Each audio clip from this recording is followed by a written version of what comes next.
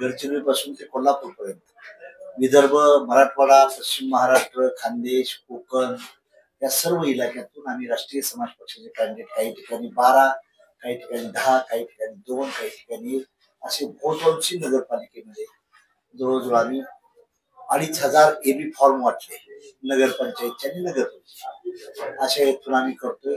काही ठिकाणी आमची महाविकास आघाडीवर अलायन्स बी झालेली आहे.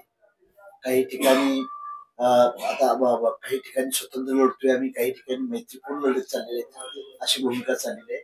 आणि खरं चित्र स्पष्ट होईल ती 19 तारखेला 18ला विड्रॉ झाल्यानंतर. त्यामुळं परंतु महाराष्ट्रातला कुठल्या कानाकोपरा आम्ही ठेवला नाही की राष्ट्रीय समाज पक्षाने नगरपालिकेत सीट उभा नाही असं नाही ठेवलं आम्ही. तर सर्व ठिकाणी आम्ही काही ठिकाणी नगराध्यक्षासाठी केले थेट, काही ठिकाणी नगरसेवकासाठी आहेत. अशा हेतून आमचं काम चाललेलं आहे. गेली 8 दिवस झालं अर्ज भरायची प्रोसिजर वगैरे कागदपत्र हे करण्यासाठी लोकांना आम्ही सर्व टीमला घेऊन फिरवलो आहे. काल आम्ही कोरडवाडी, कराड, पंढरपूर, माळशिरस, मसवड, जत, आटपाडी तो एरिया करत करत इंदापूर, बारामती वगैरे तो कव्हर झाला. आणि रात्री आम्ही 2 वाजता आम्ही बीडला आलो. बीडवरनं आज आता करून आता संध्याकाळच्या प्रयत्न उद्या मुंबईला आहे. 4 दिवस झाले आहे बरोबर. 12-13 वर्षातून इलेक्शन आलेलं आहे. प्रत्येक पक्षाच्या कार्यकर्त्याला वाटते की आम्हाला संधी पाहिजे. आमदार खासदारलाच मिळते आणि आम्हाला नगरसेवक, जिल्हा परिषद, नगराध्यक्ष मिळत नाही. त्यामुळे प्रत्येक पक्षाजवळ रेलचेल चालली होती. आता आमचीच अशी व्हायला लागली की एका वार्डातून 5-5 जणांचं मागायला लागले. आणि मग कुणाला द्यायचं, काय द्यायचं, मग विजयाचा कॅन्डिडेट कोण आहे, इलिजिबल कॅन्डिडेट जिंकून कसा येईल असं क्रायटेरिया निवडण्यासाठी चाललेलं आहे. आणि आम्ही महाराष्ट्रभर आता महायुतीच्या महाविकास आघाडीच्या माध्यमातून आम्ही महाविकास आघाडीवर परवा आमची पत्रकार परिषद झाली राज्यामध्ये. तर स्थानिक लेवलला आम्ही नेतृत्वाला अधिकार दिले. तालुका अध्यक्ष असेल, जिल्हा अध्यक्ष असेल, किंवा तुम्हाला योग्य परिस्थिती तुला अर्ज भरा आणि नंतर तुम्ही काय करा, काँग्रेस, उद्धव साहेबांची शिवसेना असेल किंवा पवार साहेबांचा पक्ष असेल त्यांच्याशी अलायन्सला वाटाघाटीला भरा. पण आधी पाहिजे अर्ज तर भरलं पाहिजे नाही. अर्ज भरायला जवळजवळ 17-18 कागदपत्र लागतात.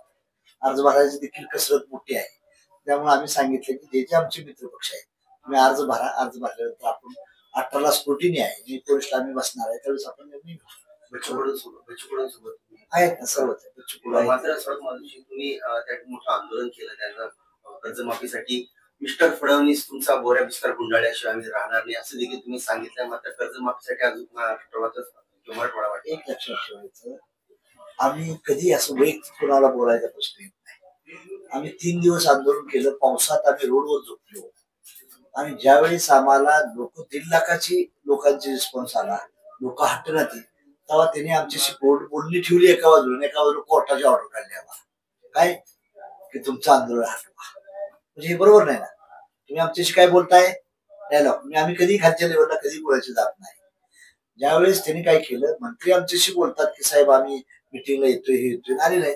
आणि इकडे डायरेक्ट कोर्टाची ऑर्डर आम्हाला एसपी घेऊन कमिशनर आले की तुम्हाला आंदोलन गुडलावं लागेल.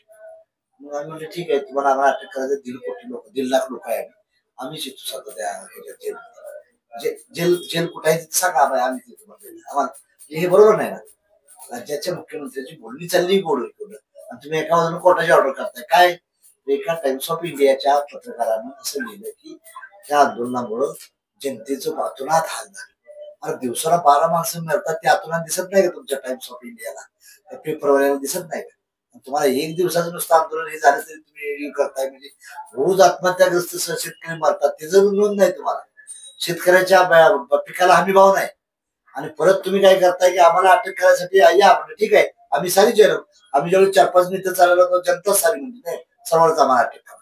म्हणून तो वाक्य त्यांना तेजानं म्हणावं लागलं होतं किंवा मिस्टर फडणवीस हे. आणि बरं शेतकरी कर्ज माफ करू कोण म्हणलं होतं, तेच म्हणले होते ना. कोरा कोरा कोरा करू आम्ही म्हणलो होतो विधानसभेचे इलेक्शन. आम्ही सांगितलं किंवा ती मुख्यमंत्र्यांनी दोन्ही उपमुख्यमंत्र्यांनी शब्द दिलाय तो वादा पुरा करावा, ती भूमिका होती.